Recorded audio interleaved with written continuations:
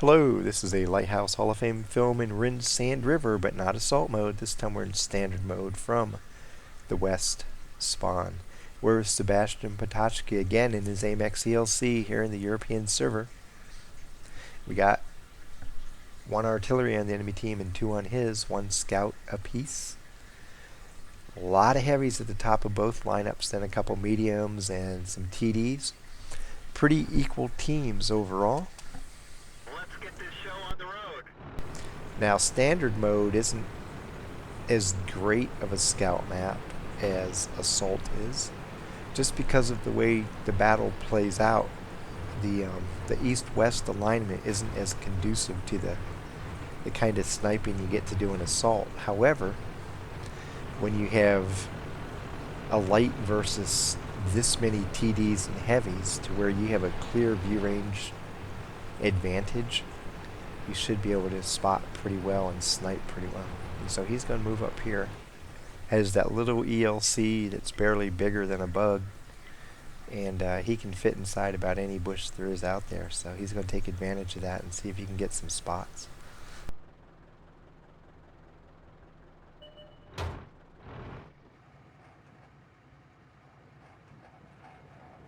And there goes the ARL 44.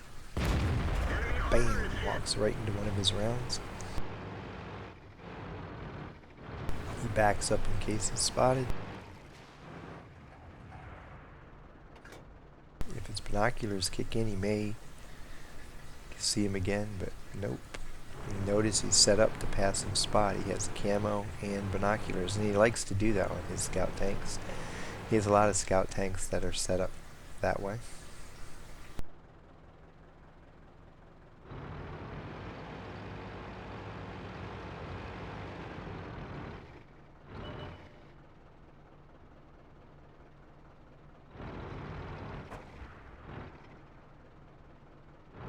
You'll see a lot of columns in the forum and posts in the forum talking about how scouting is dead, you can't passive anymore, all you can do is do damage, and mediums do that better than you and everything like that. And it's like, well, here's one of the best scout drivers in Europe that sets his tank up specifically to passive spot, and he does it on multiple scouts because scouting isn't dead. If you know what you're doing, you can still be extremely effective as a scout and as a spotter. Yes, it's a lot more difficult than it used to be, and they've modified a lot of maps to where it's nowhere near as easy as it used to be, but there's still an awful lot of maps you can do well on by serving as a passive spotter for your team.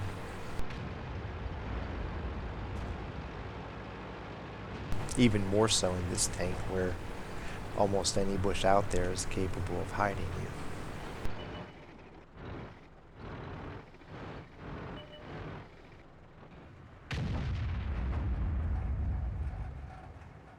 Take a shell, Jackson.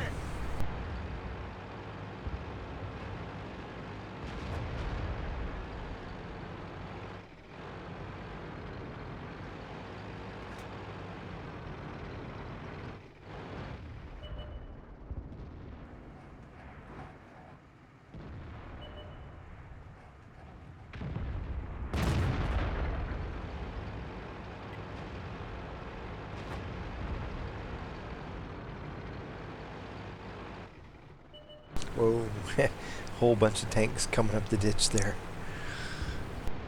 He was just about to pull up and get a shot, and it's like, nope, I better back up out of there because that's too many tanks for me to get at one time. You'd need a very serious autocannon to take that many tanks on. He's going to stay ahead of the SU-100, who does a favor to him by missing the shot. He's going to walk right in on it and get beside him. By the time he completes a rotation on him, he should be able to shoot again. Hopefully not get sniped. This guy's trying to make it rough by backing against him, and now it's not going to work. He's going to pull behind him, bam! If he has to, he can back down the hill. The Rudy's there, but he has a nice little rock right there he can use. The trouble is he has tanks behind him too.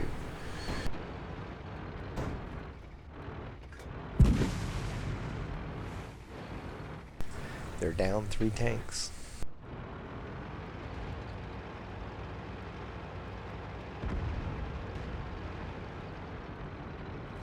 I was worried that Wolverine or ARL might be able to get a shot on him, but they aren't paying attention to him, so.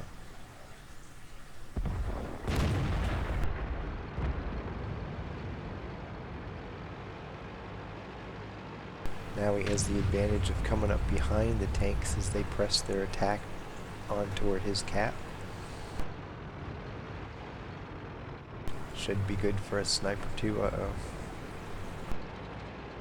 The Chinu's way over there, potentially can see him. Let's find another target. Somebody takes him out. The Nazwan got him. So he backs up to use that foliage as concealment when he fires. We didn't even scratch that. Ah! Bounced off the back of him. Bad luck there. Somebody returned fire.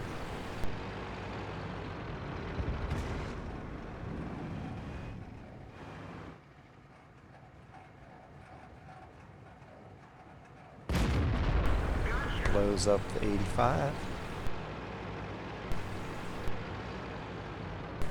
Things are getting more dicey now as he only has a 3001 left to help him.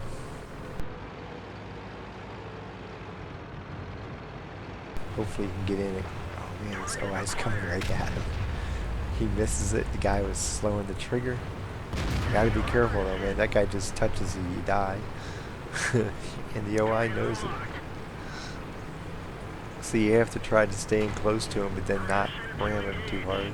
Or let him ram you and he gets him. 1-on-3 now.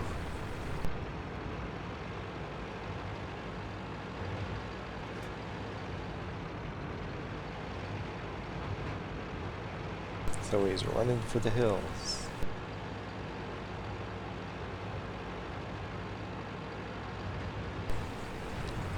One of the things you'll see a lot of people do when they're trying to come back, if the enemy team sees you and you get a chance to get away, then you move away from the spot where you're at, because if they're in the hunting mood, they all converge on that spot and you end up with no escape route.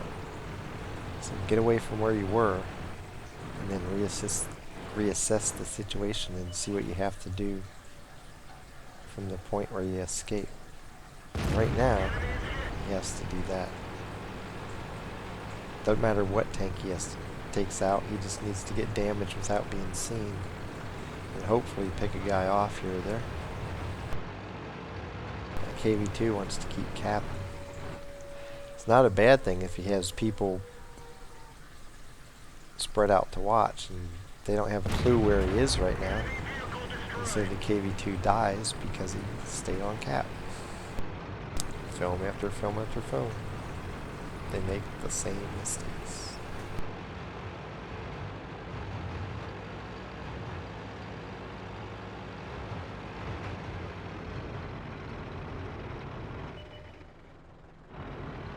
This guy's a one-shot kill if you can get his gun to bear on him. Here he comes over. Bang, ambush. Cromwell B saw him at the last second, tried to snapshot and missed. So now it's down to 1-on-1. AMX ELC versus a Rudy.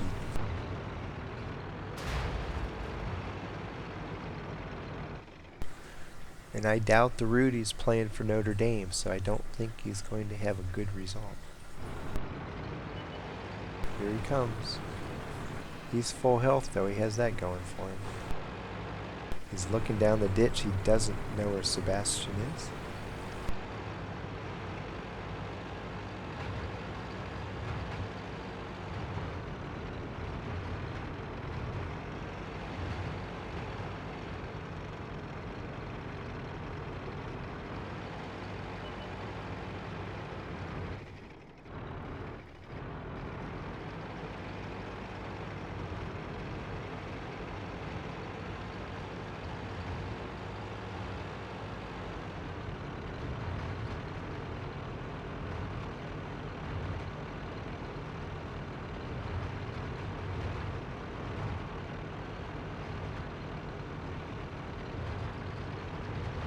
And I don't know if you've noticed at the beginning of last video or this one, Sebastian hasn't played the AMX ELC a lot. His crew is minimal. He doesn't have a bunch of crew skills. And it's another example of the fact a lot of people say, well, you get in the Hall of Fame because you have these crews with 4 skills, 5 skills, in my case, 8. And a lot of the battles in the Hall of Fame are with crews of 4 or 5 skills or more. But you also see battles where people get in even before they get their first crew skill completed. You don't need a whole bunch of crew skills to have these great battles. What you need is good situational awareness and a good grasp of the foundations of scouting, as well as the foundations and basic ideas of how to play War of Tanks. When you watch people do this, a lot of times they aren't doing anything that is in and of itself spectacular. It's just they're aware of the advantages their tank has, and they understand how to exploit them and how to use them against the enemy. And that's really what it comes down to. It's not who aims the best, it's who takes advantage of what their tank can do. Who can deploy their weapon platform more effectively than anybody else. They're the guys that get into the Hall of Fame and have the big comeback missions and do it more than one time. They do it consistently. Over and over and over, they get big battles. It's all from learning the fundamentals. And one of the basic fundamentals is map awareness, understanding what the map means. After you see something going on, correctly assessing what it means to you now and what it's going to mean to you several minutes from now, so you know how to move to help yourself in the future. And then understanding your tank versus the other tanks on the battlefield. What can you get away with? What do you have to be wary of? How do I take advantage of what that tank is doing? And it's a bunch of simple stuff that combines together to give you outstanding missions, which is right now he's shooting at this guy. The Rudy doesn't even know where he's at, and the Rudy's going to die, probably not ever knowing where Sebastian was. He knows the general idea, and he does it with a blind shot because he knows the Rudy's sitting still. He didn't even have to see him. The Rudy had stopped and wasn't moving, so hey, I'm going to take a shot and just assume he didn't move. Voila, he hadn't moved. Another final shot to produce a top gun in a win.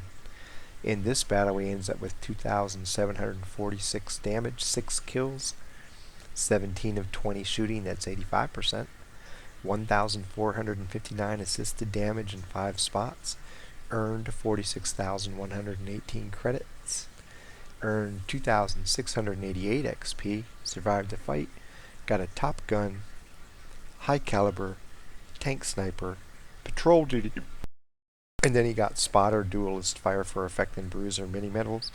Gives him a battle score of 2,798. In this battle goes into 6th place on the AMX ELC list. And like I said, the whole summation of this battle is superior situational awareness, excellent grasp of the capabilities of his tank as opposed to the capabilities of the enemy tanks. You combine those two together and you end up with battles like this. It's not magic. There's no special touch that you see him going, wow, battle after battle in the Hall of Fame. It's because he knows how to pay attention to the map, and he knows how to exploit what his tank does best and how to cover up for what his tank does bad. And then apply that to the enemy tanks left in the battle. How do I use my strengths against their weaknesses? And when you do that, you get big wins. Anybody can do it. A new player can do it if they just take the time to study the game.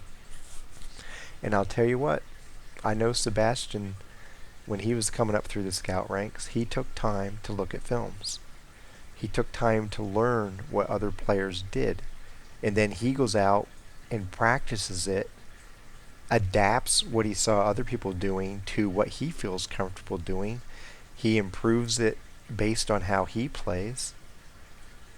And he ends up being consistently in the Hall of Fame. And everybody out there watching this film can do the exact same thing if you want to spend a little time in figuring out how to improve your scout play.